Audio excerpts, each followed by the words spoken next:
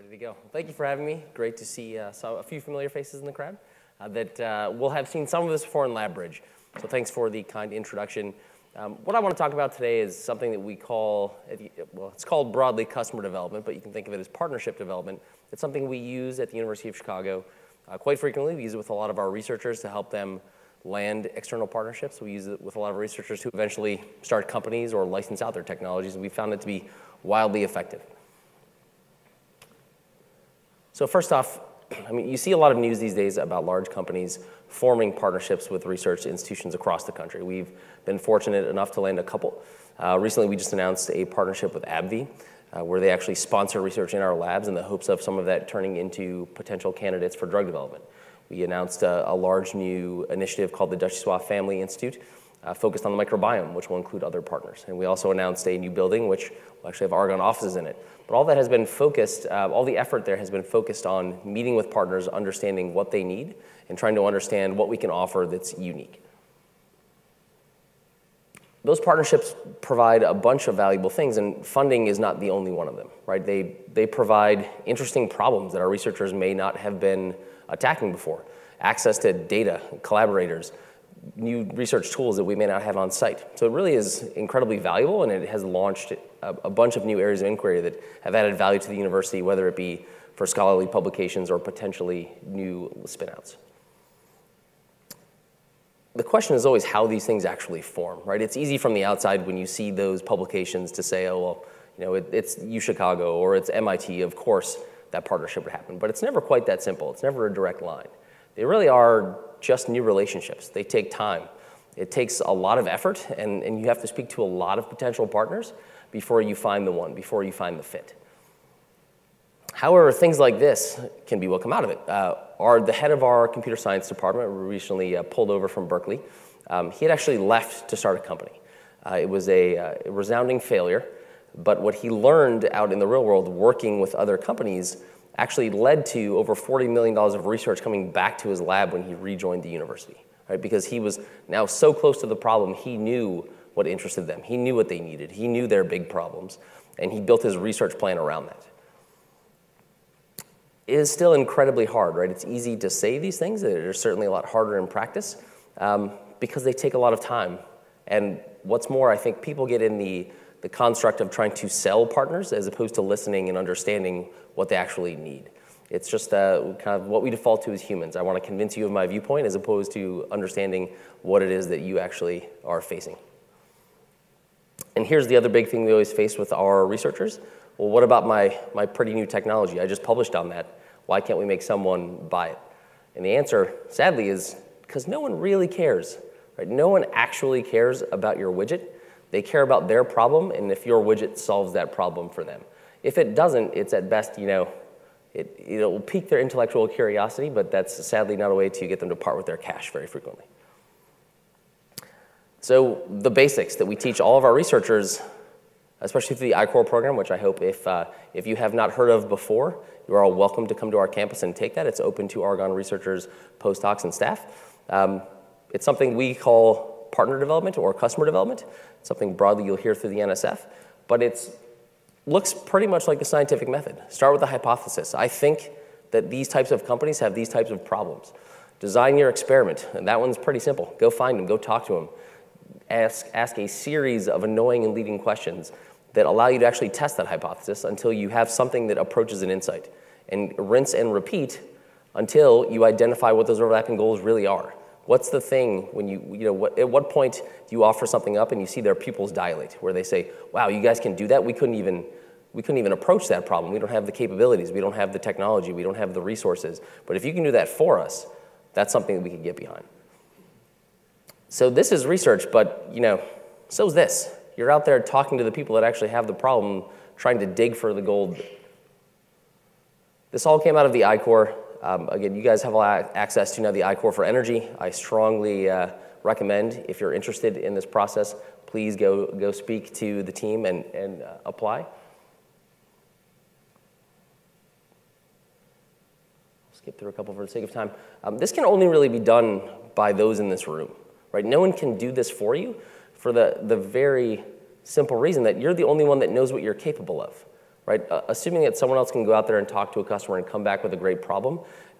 We've had this happen before. I put this can up there because it really becomes a game of telephone, right? Someone comes back and says, well, I think they want this. And generally, our researchers then retort, well, you told it to them wrong, or you didn't hear what they said. And the challenge is because no one knows your technology quite like you do. And it's very infrequent that the partner needs exactly what you currently have. What they need is something that's 2 degrees of freedom away from what you have. And only you know if you can actually get it there. This all comes back to something you'll hear frequently in startup land these days, something you will hear, I think, throughout the course of the day, but something we call a value proposition, right? What is it that you have that they want? How can you offer them something that's different, that's unique? It describes how they benefit from working with you, not necessarily, again, your technology or your capabilities. What do they get by knowing you? So we put together a sheet. We use this in LabBridge. It's real simple. I have the following capabilities that help you solve a problem for a very particular type of person, and it's important to them because of what? It's just a simple construct, but this is the basis for starting. You write this out. This is your first hypothesis. You go talk to 30, 40 potential partners, and you see what starts to stick. I'll drive this home by coming back to a quick example. There's a company we worked with. This was all research-based, so it started off really as a research project as opposed to what it has become now, because they found a really interesting application and have received funding. A company called AgileMD. This started off by researchers that were actually codifying the way to diagnose people when they presented themselves in the ER. Right? You came in, you presented with dizziness. It turns out that can be either nothing, right? You're a little dehydrated. It's a hot day outside. It could be very, very difficult to treat in aggressive disease states. But how do I differentiate between the two? It's not that simple, right? They try to teach you in med school, go through this particular flow chart, but on the spot, do you do all the right things? Do you check all the right boxes? Do you get back to this crazy little sub-corner that's actually really terrible, and if I don't, intubate you now, you may die? Well, how do I know if I missed it or if I didn't? And it turns out there's a lot of things were quite often missed because it's very difficult to do on the fly. They actually, through all the literature, went through and codified it out and built it into some software eventually, drastically reducing the misdiagnosis rate and improving survival rates in the ER. Well, how do you actually convince anyone to use this? So they started, their first thought was, well, this will just improve quality of care, right? If I give this to you as a physician, you can use it right at the point of care. Of course you'd love this, right? I mean, if you were a doctor, wouldn't you love to ensure that your patients get the best care they can get? Turns out doctors are not incented on quality of care. And like all other human beings, they have egos. Some would say potentially outsized egos. So wait, my phone's gonna tell me how to be better at my job? I don't believe it. They wanted nothing to do with it, right? It was about speed and the fact that they were trained. So then they changed to medical students, right? So I'm gonna go talk to medical students and see what their problems are. And their first thought was, all right, medical students, they have to pass tests, right? And they wanna learn how to be the best at diagnosing.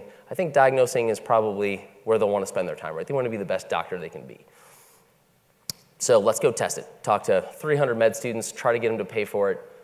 I'm gonna give you an app on the fly, all these disease states. It'll tell you exactly what's wrong with your patient. Turns out medical students don't really care, right? They are actually also not incented on the quality of care given to their patients. Why? Because they do rounds with a head physician. That person's responsible for the quality of care with their patients. They're responsible for passing tests. So if your app doesn't help me do well on the test so I can get placed in that residency that I want in dermatology so I get paid well and take great vacations, why would I spend any time, right? I already don't sleep. I'm not doing something extra. So they thought, okay, well, let's go back to physicians that are in very specific disease states. Surely they, in very complicated places, they're going to want this, right, to help diagnose patients. And again, almost to a T, even in very small, niche, hard-to-diagnose areas, they said, I've been doing this for 35 years. You're not going to tell me how to do my job any better. And generally, they also found everyone else, if they look at the stats, they think that's someone else's problem, right? So if 30% of these people go undiagnosed, they think, well, of course, because that's the idiot down the hall. He's not good at his job. Me, I'm great. I would never miss a patient. So there was no way to bring back the value they were delivering, right? The actual technology they had built did not relate to a problem that anyone cared to have solved. And again, the only way that they found they could incent those doctors was speed. If you told the doctor, I know you're overworked, but I can get you to your answer in half the time, that would pique their interest. But still, again, surprisingly, unwilling to pay for it. So they again spun to yet another market. I hope what we're getting here is this isn't as easy as I first make it sound of just go talk to some people, right? You're looking for the overlap. You're trying to understand what is their problem and what do you deliver. And if in the Venn diagram there's some overlap there, then there's potential. So I'll skip through this for speed. In the case, like, how do we bring this back to you at the lab? What you're really looking for is how do you find the overlap in your research capabilities and the problems they see on the horizon, right? As Suresh mentioned, and rightfully so, you're not going to necessarily be working on something that they want to deliver in 6 months, right? That's not a rational speed to do research at, especially groundbreaking research. So what you're looking at is how do I find the overlap of where they want to be in 24 months, right? Where they're hoping to drive their business into the future with my research capabilities. And where does that relate to high quality science, really interesting scientific problems that they're unlikely to be able to solve on their own? And why would they choose to work here at Argonne versus anywhere else, right? There's clearly a lot of other places in the world they could go. There's other national labs, there's universities, there's any number of other ways, and many large corporations have some internal R&D capabilities. But there's a lot here at Argonne that makes you special. So now the question becomes, what can you do with potentially even other partners here at Argonne, right? You have a lot of really interesting pieces of equipment. You have the APS, which, as far as I know, I don't think Ford's built one of those quite yet. So there's a lot of capabilities where you could deliver great science, cutting-edge research, that no one else could. And if you add in a corporation that has interesting data, interesting problems, I think there's a whole new horizons that you could investigate. So I wanted to keep it brief and leave time for any questions. I know I ran through a bunch of slides with speed, so anyone, any questions, please don't be shy. Yes, sir. You mentioned that it improves drastically chances of getting an SBIR, which is quite a sizable amount of money. But there's two questions I have related to that. One is, my understanding is that the phase 1 of an SBIR is for customer discovery itself. So in some sense, the I-Core is already doing that job for you? Is that? Yeah, so over time, there's actually good data of the NSF. They track all their teams that go through the I-Core. And the odds of them receiving a phase 1 SBIR after going through the I-Core, I think the general odds are 10 to 15%, depending upon the department that you apply to and the year. The odds, the teams that went through the national I-Core program, they had nearly 70% win rate for phase 1 SBIR. So it was a massive game change. The phase 1 of the SBIR isn't really customer development. It's more about like finalizing your development plan. You can think of I-Core before that of, should I be developing anything in the first place? Right? So I-Core is 10 aggressive weeks of 100 customer interviews around an entire potential business model to understand, could this exist in the world at all?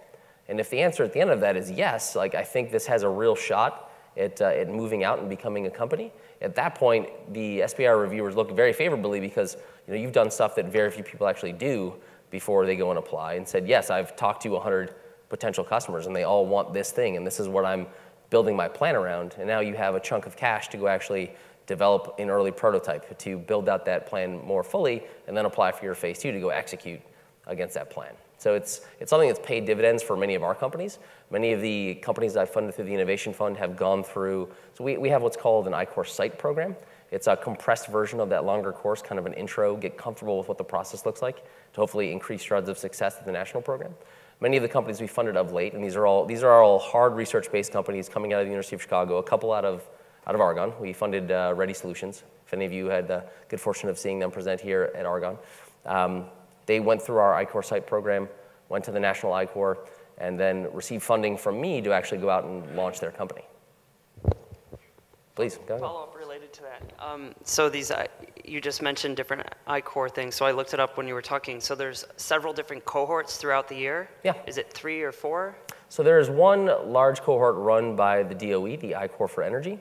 There are multiple NSF I-Core cohorts. I think it's well more than 4 because there are I-Core sites all around the country. Yeah, and then the site thing, how is that different? Because like when I looked at your website, I only saw the I-Core, yeah, so not the I-Core University of site. Chicago, at the national level, is that I-Core national program, and that's run at these things called nodes.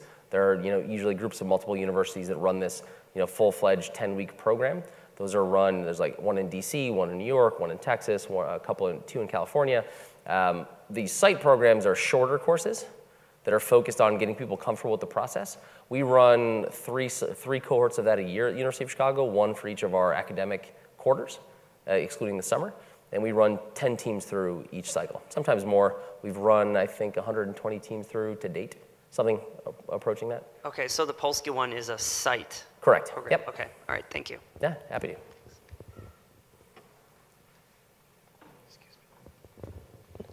Please.